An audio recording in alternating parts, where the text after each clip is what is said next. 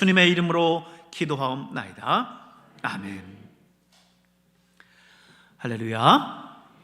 오늘도 이 주일 오전 일부 예배에 나오신 여러분 모두를 주의 이름으로 축복합니다. 여러분이 영혼이 잘된 것처럼 늘 범사가 잘되고 강건한 은혜가 있기를 축원합니다. 오늘은 성령의 9가지 열매 가운데 6번째 열매에 대해서 묵상할 시간인데요. 오늘 묵상할 성령의 열매는 양선이라고 하는 열매입니다. 양선. 그런데 여러분, 양선이라는 게 뭡니까? 성경은 분명히 성령의 열매를 언급하면서 이 양선을 말씀하시고 양선의 열매를 맺으라 라고 우리에게 요구하고 계시는데, 정작 이 양선이라고 하는 말 자체가 우리한테는 좀 생소합니다. 어른들도 사실 많이 사용하는 단어가 아니에요. 그런데 우리 젊은 세대들에게 있어서는 더욱이 이 양선이라고 하는 말이 굉장히 생소할 겁니다. 도대체 이게 뭔 말이야? 라고 물을 겁니다.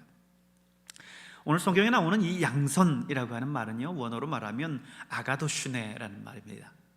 이 아가도슈네는요, 신약 성경 속에서 총 4번이 나오는데요, 여기서는 양선이라고 번역을 하지만 에베소서 5장 9절에는 착함이라고 번역하고요, 로마서 15장 4절에는요 선함이라고 번역하고, 또 데살로니가 후서 1장 11절에는 선으로 번역을 했습니다.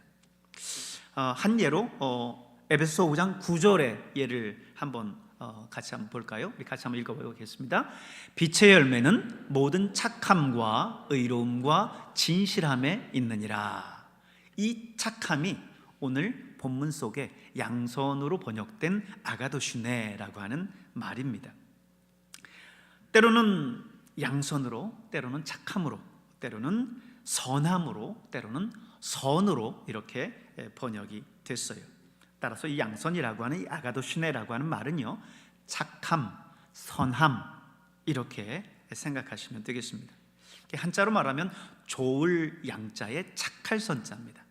그래서 좋을 양자는 좋다, 훌륭하다 라는 뜻이고요, 착할 선자는 선하다, 착하다 이런 의미입니다. 그래서 이 두 글자를 합치면 좋고 선한 것, 선량한 이런 의미들을 가집니다.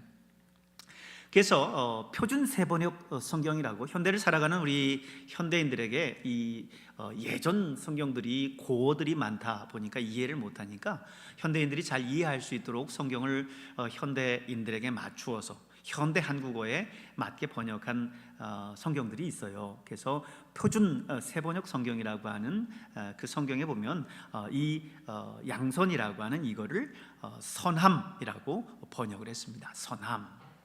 그리고 공동 번역 성경이라고요, 한참 이 캐톨릭과 또 성공회 그리고 우리 개신교 이런 교회들이 크리스천이티, 기독교라고 하는 이 하나의 종교로서 함께 같은 성경을 가져야 된다 해서 함께 번역한 공동 번역 성경이 있습니다. 이 공동 번역 성경에서는 뭐라고 이걸 번역했냐면 선행이라고 번역을 했습니다. 선행.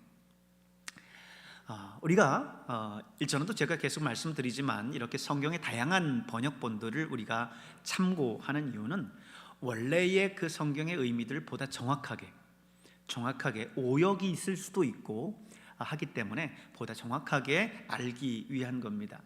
그래서 오늘 이 본문에 나온 양선이라고 하는 의미들은 바로 그런 의미들이에요. 착한 마음, 선한 행동 이런 겁니다. 그런데 사실 이것은요, 우리의 신앙과 상관없이 우리 모두에게, 인간이라고 하면 우리 모두에게 정말 필요한 덕목이 아닐 수 없습니다. 우리가 사실 선진국 하지만요, 우리의 행동과 태도 역시 그런 선진국의 모습을 갖추고 있는지 먼저 또 살펴볼 필요가 있습니다. 경제적인 발전도 중요하지만 그것만으로는 선진국 국민이라 얘기할 수 없겠죠. 우리 국민 모두가 성숙한 국민 의식과 친절한 그런 태도들을 갖출 필요가 있어요. 그래서 전 세계가 인정하는 대한민국이 되어야 될 줄로 믿습니다. 저도 역시 소위 국뽕처럼 우리나라에 대한 자부심이 많습니다만 때로 우리의 모습을 냉철하게 바라봐야 될 필요도 있습니다. 얼마 전 충격적인 글 하나를 제가 읽었는데요. 한국의 초빙 교수로 방문해서 살다가 귀국한 세계 정신의학계의 유명한 교수 한 분이 한국인의 이미지에 대해서 그분이 쓴 얘기가 있어요. 후배 교수에게 남겨준 얘기인데, 거기에 보면 이렇게 이야기를 해요. 한국인은 너무 친절하다. 그러나 그것을 그 사람의 인격이라고 판단해서는 안 된다. 권력이 있거나 유명한 사람에게는 지나칠 정도로 친절하는데 자기보다 약하거나 힘없는 서민에게는 거만하기 짝이 없어서 때로는 놀랄 때가 많다라고 하는 거예요. 한 번은 그분이 이제 식당을 갔는데 식당 종업원에게 너무 무례하게 대하는 그 모습을 보면서 자기가 오히려 마음이 불쾌하더라는 거예요. 인간적으로 그 사람하고 사귀고 싶지가 않더라는 거죠. 가진 사람일수록, 배운 사람일수록 더 겸손해야 되는데 거만하고 불손하더라는 거죠. 이런 거는 저도 경험이 있어서요, 아주 이 내용이 충격적이긴 하지만 굉장히 공감이 갔어요. 왜냐하면 제가 부목사로 제가 심호할 때인데 교회에 한 안수 집사님이셨어요. 약사셨고 교회에서 나름 똑똑하다고 말꽤나 하는 오피니언 그룹에 있는 사람이었습니다. 그래서 한 번은 귀국한 그 선교사님이 계셔서 그 선교사님 모시고 식당에 이제 식사를 하러 갔는데, 식당에 서빙하는 분한테 어이 일로 와봐, 이게 뭐야 도대체, 이것 좀 주고 저것 좀 갖다 줘 하면서 반말로 막 하는데, 제가 그 서빙하시는 그분한테도 그렇고 선교사님한테도 그렇고 너무 미안하고 낯이 뜨거워서 그냥 좌불안석이었어요. 근데 가끔 식당에 가면 그렇게 서빙하는 분들에 대해서 그런 무례한 태도를 보이는 오히려 배운 분인데, 오히려 또 교회나 이런 데서 직분도 있는 분인데 그런 모습을 보이는 모습을 봤습니다. 여러분은 식당에 가시면 꼭 그러지 마시기 바랍니다. 꼭 존대하시고요, 또 정말 친절하게 오히려 윗사람 대하듯이 고맙습니다, 이것 좀 갖다 주시겠어요, 이렇게 친절하게 여러분 얘기할 수 있길 바랍니다. 또 이 교수님이 지적하는 것, 또 다른 지적 하나가 뭐냐면요, 자기 잘못을 절대 인정하지 않는다는 거예요. 뭐가 잘못되면 전부 윗사람 아랫사람 탓이고 자기 반성은 조금도 없다는 겁니다. 모두가 남의 탓이라고 둘러대다 보니까 사람들이 다들 너무 네거티브하다는 거예요. 부정적이라는 거죠. 이건 정치에 대해서도 마찬가지입니다. 한국인들이 모여서 정치 얘기를 하는 걸 보니까 완전히 흑백 논리에 사로잡혀 있더라는 거예요. 호남 사람을 만나면 박정희, 박근혜는 민족의 원수고요, 그러다 경상도 사람들을 만나잖아요. 그러면 이번에는 김대중은 빨갱이니 하면서 난리가 나는 겁니다.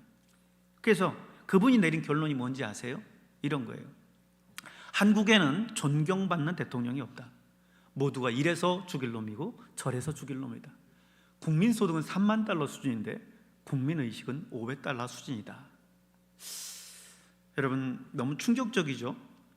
물론 한 사람의 의견이라고 할 수도 있겠지만 그렇다고 무시할 수도 없습니다. 냉정하게 생각해 보면 우리의 일면이 이런 모습이 있기 때문입니다. 그래서 사실 여러분, 우리 모두가 정말 착하고 친절해질 필요가 있어요. 톨스토이가 이런 말을 했습니다. 친절은 세상을 아름답게 한다. 모든 비난을 해결한다. 얽힌 것을 풀어헤치고 곤란한 일을 수월하게 하고 암담한 것을 즐거움으로 바꾼다 그랬습니다. 여러분, 친절하시길 바랍니다. 그러면 이 모든 것들이 정말 얽힌 실타래도 풀리고 곤란한 일도 수월하게 하나하나 다 풀려집니다. 맞습니다. 착해야 돼요. 적어도 우리 예수 믿는 사람들은요, 세상에서 착하다는 말을 들어야 돼요. 세상은요, 자기들은 죄로 가득한 세상에 살면서 자기들은 썩었어도요, 우리만큼은 착하기를 원해요. 우리만큼은 이 세상의 마지막 보루로 남기를 원합니다. 그래서 예수 믿는 사람이 무슨 범죄를 저지르고 목사가 어떤 사건에 휘말리잖아요. 난리를 치지요. 치들은 그렇게 살지 못하면서. 근데요, 이것은 달리 보면 적어도 너희들은 좀 그렇게 살아줘라. 너희들은 마지막 이 세상에 보루가 되달라라고 하는 그들만의 절규기도 합니다. 그러므로 우리 그리스도인들은 이 세상에서 착하게 살아야 돼요. 모든 사람들에 대해서 친절하게 대할 수 있어야 됩니다. 그러나 여러분, 우리 그리스도인들이 정말 착하고 친절해야 되는 이유는요, 꼭 그것만이 아니에요. 세상 사람들의 기대만이 아니에요. 진짜 이유는 뭡니까? 진짜 이유는요, 우리가 믿는 하나님이 선하신 하나님이시기 때문이에요. 선하신 하나님이시기 때문이에요. 시편 25편 8절에 있는 말씀 우리 같이 한번 읽어볼까요? 여호와는 선하시고 정직하시니 그러므로 그의 도로 죄인들을 교훈하시리로다. 역대상 16장 34절도 읽어볼까요? 같이 한번 읽습니다. 여호와께 감사하라. 그는 선하시며 그 인자하심이 영원함이로다. 시편 106편 1절도 볼까요? 할렐루야. 여호와께 감사하라. 그는 선하시며 그 인자하심이 영원함이로다. 아멘.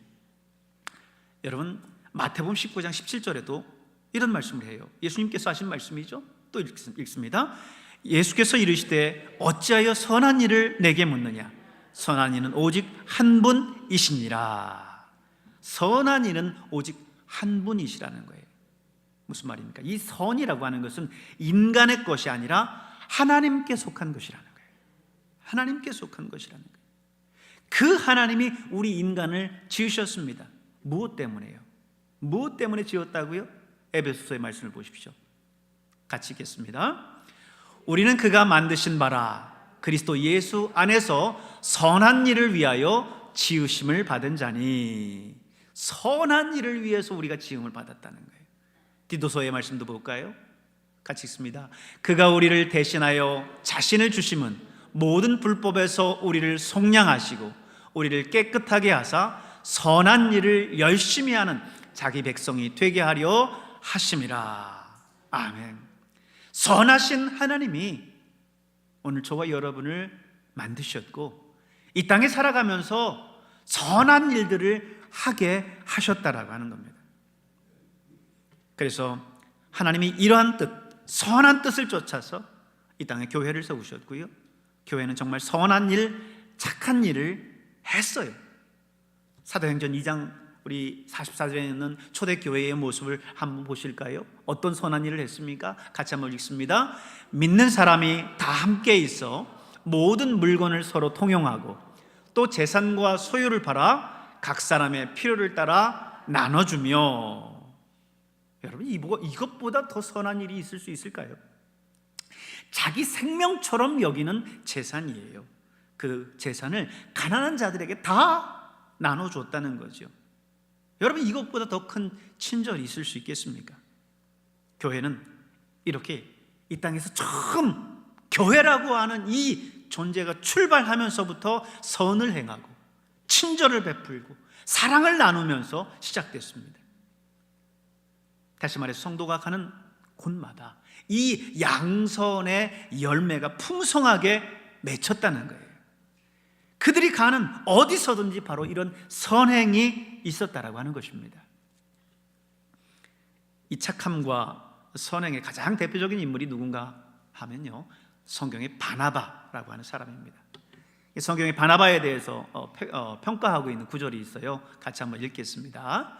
바나바는 착한 사람이요 성령과 믿음이 충만한 사람이라 이에 큰 무리가 주께 더하여 지더라. 아멘.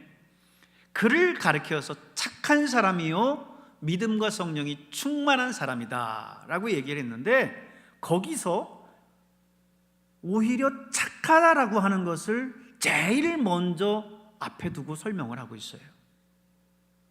그만큼 우리 기독교인에게 있어서 이 착함이라고 하는 것, 양선이라고 하는 것은 대단히 중요하다라고 하는 것을 강조하고 있는 겁니다.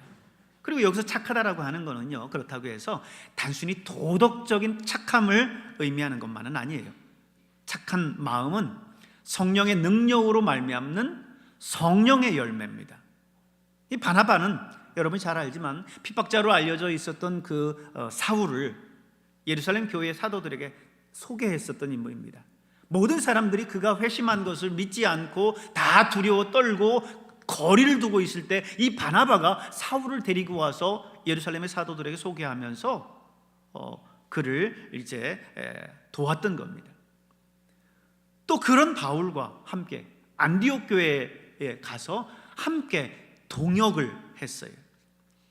뿐만 아니라 이 바울이 1차 선교 여행에서 함께 동행했었던 마가라고 하는 인물을 바울이 도중에 선교 여행에서 도중 하차했다라고 해서 그를 이제 다음 선교 여행 때 데려가려고 하지를 않습니다. 아주 칼처럼 잘라버렸어요. 그랬더니 바나바가 그 마가를 데려다가 잘 양육해서 놀라운 하나님의 사람으로 키웁니다. 이거는요, 그의 성령의 열매 가운데 이 착함이 전제되지 않는 한 이건 절대 할 수 없는 일들이었어요. 그런데 여러분, 이렇게만 보면 양선이라고 하는 것이 또 무조건 사람 좋고 마음씨 착하고 그래서 뭐든 이거 하자고 하면 이거 하고 저거 하자면 저거 하고 한없이 친절하고 도무지 거절할 줄도 모르고 마치 속도 없고 뼈도 없는 묵을 호인처럼 느껴질 수도 있는데요, 기독교의 양선이라고 하는 것은 꼭 그런 건 아니에요. 기독교가 말하는 양선이라고 하는 것은요, 다른 면도 있어요. 한 예를 보실까요? 예수님께서 예루살렘 성전에 가셨을 때 성전 안에 소와 양과 비둘기 파는 사람들, 그리고 돈 바꾸는 사람들이 앉아 있는 걸 보셨어요. 그래서 즉각 노끈으로 채찍을 만든 다음 그것을 휘두르면서 양이나 소들을 다 성전에서 내쫓았습니다. 돈 바꾸는 사람들의 그 돈을 쏟고 상을 뒤집어 엎으셨어요. 그러면서 비둘기 파는 사람들에게 이렇게 말씀하시죠. 이것을 여기서 가져가라. 내 아버지의 집으로 장사하는 집을 만들지 말라 하면서 호통을 치십니다. 소위 성전 청소 사건이시죠. 그러면 성전에서 양을 팔고 돈 바꾸는 이 부도덕한 행위를 보고 채찍을 휘두르신 예수님의 행위는 무엇일까? 그냥 노기에 차서 채찍을 휘두르셨던 그 예수님의 모습은 선한 행위일까? 악한 행위일까? 양선은요, 친절이고 선한 행동입니다. 그러면 잘못하고 있는 사람에게 그저 미소 띤 얼굴로 친절하게 대하면서 잘못하는 것에 대해서 침묵을 일관한다든지 아예 모른 채 하는 것이 과연 선한 행동일까? 착한 행동일까? 이 착한 행동에는요, 전제가 있습니다. 그것은 의로움, 하나님의 뜻이라고 하는 전제가 있는 거예요. 그냥 무조건 착함이라고 한다면, 여러분 예수 믿지 말라고 하면 아이 그래야죠. 교회 가지 말라고 하면 아이 그래야죠. 이게 착함이 아니에요. 하나님의 뜻에 맞는 것인가? 의로움의 기준이 먼저 전제가 되어야 된다는 것입니다. 길 가는 어르신들을 부축해 주는 것이 일상적인 그런 선행이라고 한다면, 기독교가 말하는 이 양선이라고 하는 것은요, 한 걸음 더 나가서 옳지 않은 것을 옳게 만들고 진정 그 사람을 사랑하는 마음을 가지고 옳지 않음을 옳게 세우는 행위, 그것이 바로 양선입니다. 따라서 양선이라고 하는 건요, 그냥 미소 띠고 뼈 없는 호인 같고 그런 게 아니고요, 때로는 아주 힘들고 괴롭고 용기를 내야 되는 것이 양선이에요. 때로는 이 양선 때문에 고난이 닥치고 내게 어려움이 올 수도 있어요. 잘못한 것을 바로잡으려고 하면 그것 때문에 나는 침뱉음을 당할 수도 있고 주먹이 날라올 수도 있고 그것 때문에 고소장을 받을 수도 있어요. 그래서 양선은 어렵습니다. 하지만 베드로전서 3장 17절에 보면 우리에게 이 말씀은 우리에게 용기를 줍니다. 우리 3장 17절 같이 읽습니다. 선을 행함으로 고난받는 것이 하나님의 뜻일진데 악을 행함으로 고난받는 것보다 나으니라. 아멘. 근데 여러분, 진짜 양선이 어려운 또 다른 이유가 뭔지 아십니까? 그것은요, 그냥 친절하고 선한 거는요, 예수 안 믿는 사람도 가능한 거예요. 하지만 그릇된 것을 바로잡는 그 선행, 그 진정한 친절은 아무나 할 수 있는 게 아니에요. 그 양선은 내가 먼저 떳떳하고 내가 먼저 당당해야 가능한 겁니다. 그래서 진정한 양선은요, 남보다도 자신에게 먼저 양선을 행해야 돼요. 자기 자신의 모습을 점검하고 자신을 돌아볼 줄 알아야 진정한 양선이 가능할 수 있다라고 하는 거예요. 다윗이 위대한 게 그가 진정 양선의 사람이었기 때문이잖아요. 자기가 우리아의 아내 밧세바와 사랑에 빠져서 자기의 충신인 우리아를 전쟁터로 내보내서 죽게 했습니다. 그런데 그것을 선지자 나단이 와서 지적하죠. 그때 다윗이 어떻게 합니까? 왕이라고 하는 그 용상에서 내려와서 옷을 찢고 베옷을 입고 재를 흩날리면서 눈물로 회개하지 않습니까? 시편 51편을 여러분 보면요, 다윗이 바로 그때 회개하며 쓴 시가 시편 51편이에요. 한번 읽어볼까요? 나의 죄악을 맑게 씻기시며 나의 죄를 깨끗이 제하소서. 물은 나는 내 죄과를 아오니 내 죄가 항상 내 앞에 있나이다. 내가 주께만 범죄하여 주의 목전에 악을 행하였사오니 주께서 말씀하실 때에 의로우시다 하고 주께서 심판하실 때에 순전하시다 하리이다. 나의 죄를 맑게 씻기시고 내 죄를 깨끗게 해 주시옵소서. 다윗이 한나라의 왕이었어요. 아무리 선지자라 하지만 거기서 그 선지자의 그 이야기를 무시할 수도 있었어요. 왕이 한마디라면 그 선지자도 옥에 가둘 수도 있었어요. 그러나 그 말에 그는 그의 무릎을 꿇고 눈물로 머리를 풀어헤치면서 베옷을 입고 회개했습니다. 이 참회의 신앙 고백, 이것이 바로 자기 자신을 향한 양선이에요. 자기 자신의 죄를 합리화하는 것이 아니라 인정하면서 자기 자신을 나무라고 바로잡는 행위가 바로 양선인 겁니다. 바로 이런 자기 양선이 있어야 다른 사람에게 양선을 베풀 수 있는 거예요. 그에게 친절할 수 있고, 그리고 그에게 그것은 아니에요라고 이야기할 수 있는 거예요. 그런 떳떳함과 그런 당당함과 내가 먼저 하나님 앞에 무릎 꿇는 그 모습이 있어야 그게 가능하다는 겁니다. 자기 잘못은 눈 감은 채 다른 사람의 잘못만을 꾸짖는다면 그것은 양선이 아니라 양심의 화인 맞은 거예요. 사랑하는 여러분, 빌립보서 4장 5절에 이런 말씀이 나오지 않습니까? 우리 같이 읽습니다. 너희 관용을 모든 사람에게 알게 하라. 주께서 가까우시니라. 요한복음 5장 29절에는요, 선한 일을 행하는 자는 생명의 부활로, 악한 일을 행하는 자는 심판의 부활로 나오리라. 아멘. 바로 이게 우리 예수 믿는 사람들이 열심히 선한 일을 해야 되고 친절해야 되는 이유예요. 왜?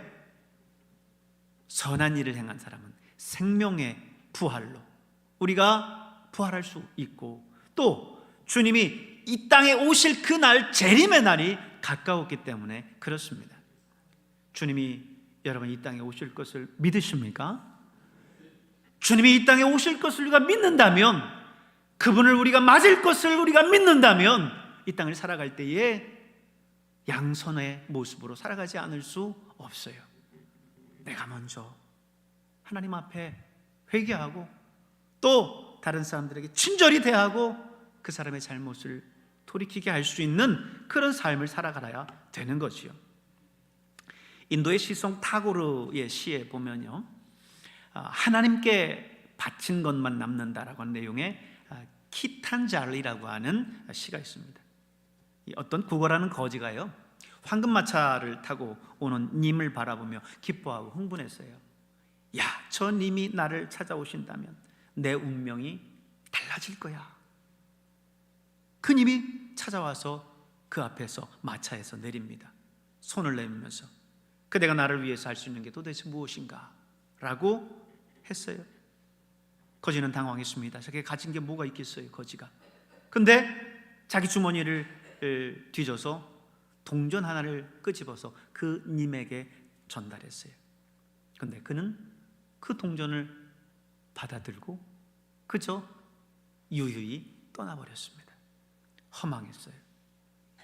그런데 그 동전 주머니를 보는 순간 자기가 가지고 있던 남은 그 동전들이 번쩍번쩍 빛나는 황금으로 바뀌어져 있었습니다.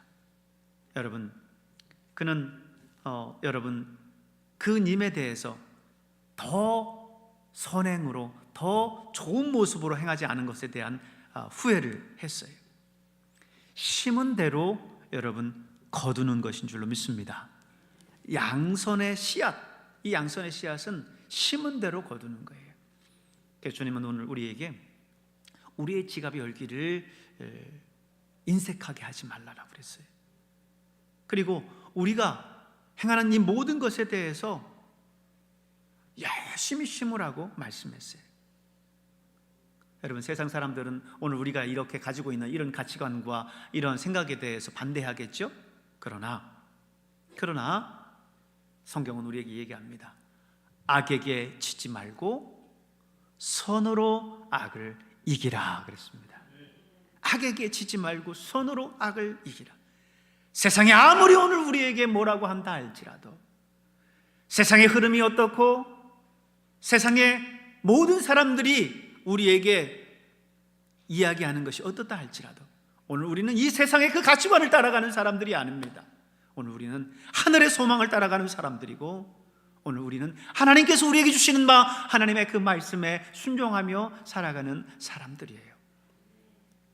오늘 성령이 우리에게 임하시면 성령의 열매가 우리에게 풍성하게 열리고 우리 안에 양선의 열매가 우리에게 풍성하게 맺힐 때에 우리는 이 세상을 향하여서 우리의 선한 행동들을 우리가 해나가게 될 줄로 믿습니다. 착함과 선함으로 이 세상을 능히 이기고도 남는 저와 여러분 될 수 있기를 주님의 이름으로 축원합니다.